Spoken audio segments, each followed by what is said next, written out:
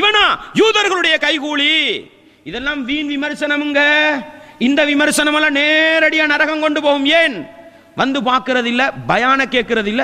அவனுகள் தானே சுண்ணாவெல்லாம் குழி தோண்டி புதைக்கிறானுங்க, அவனுகள் தானே மார்க்கத்தையே இல்லாமல் ஆக்குறானுங்க. எங்களுக்கு விமர்சனம். அடே வா, வந்து பாரு, கேளு, நம்ம என்ன சொல்றோம் கேளு. இந்த சஹாபாக்களை ஏசுகிறார்கள், இமாம்களை திட்டுகிறார்கள். எங்க ஏசினோம், எங்க திட்டினோம்? அடே அல்லாஹ்வுடைய தூதர் விமர்சிக்கிறதுக்கு முன்னால, ஒருவண்ட தவற பேசுறதுக்கு முன்னால, ஏன் வாப்பா நீங்க இப்படி செஞ்சீங்கன்னு கேட்டாங்களே.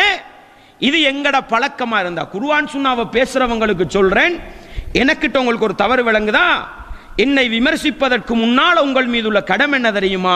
நேரா எனக்கிட்ட வந்து கேட்கணும். இந்த பள்ளி நிர்வாகத்தை பத்தி ஒரு தவறு விளங்குது, இதெல்லாம் பப்ளிக்கா செய்யற தவறு நான் சொல்ல வரல, விளங்குதா? பப்ளிக்கா ஒரு சுண்ணாவை நம்ம இல்லாமலாக்கினா, மார்க்கத்துக்கு முன்னாடி வட்டி ஹலால்னு பேசணும்னு வைங்க, வீடியோ அம்புட்டு இருக்கு. இப்ப வந்துகிட்டு விசாரிச்சுக்கிட்டு இருக்க தேவையில்ல.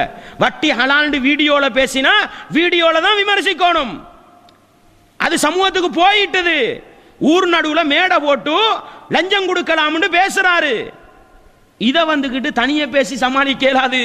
இத மேடை போட்டு தான் அந்த மக்களுக்கு விளங்கப்படுத்தணும். விளங்குதா உங்களுக்கு? தனிப்பட்ட ரீதியில ஒரு மனிதன் தவற விமர்சிக்கிறதுக்கு முன்னால அவனுக்கிட்ட போய் கேட்க வேண்டியிருக்கு.